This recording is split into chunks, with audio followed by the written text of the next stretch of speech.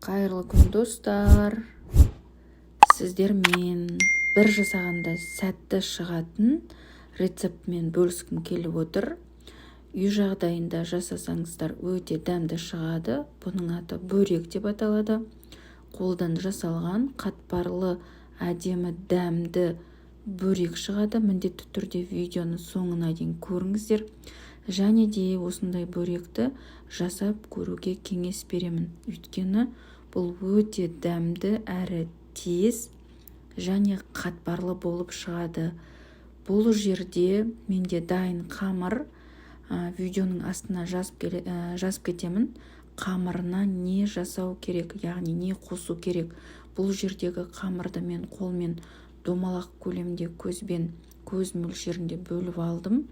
Және де начинкасын алдын ала пісіріп дайындап қойдым. Начинкасы менде картошка. Енді видеодағыдай жақсылап тұрып қамырды жаясыздар. Міндетті түрде жұп-жұқа болу керек. Міндетті түрде жұп-жұқа етіп жаясыздар. Және осы видеодағыдай әдемілеп орайсыздар. Негізі қамыр жұқа болған сайын бұл бөрек қатпарлы, жұмсақ, әдемі шығады. Осылай жасап көріңіздер.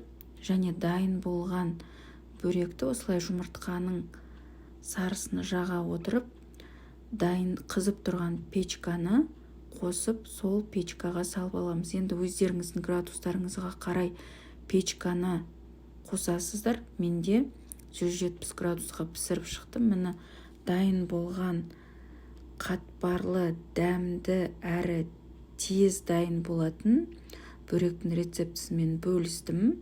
Міндетті түрде жасап көрулеріңізге кеңес беремін. Өте дәмді, дастарханның сәнін келтіретін, тез әрі тәтті шығатын рецепт. Барлықтарыңыз менің каналыма жазылып қойыңыздар. Міндетті түрде өздеріңіздің лайк, комментарияларыңызды жазып өтіңіздер.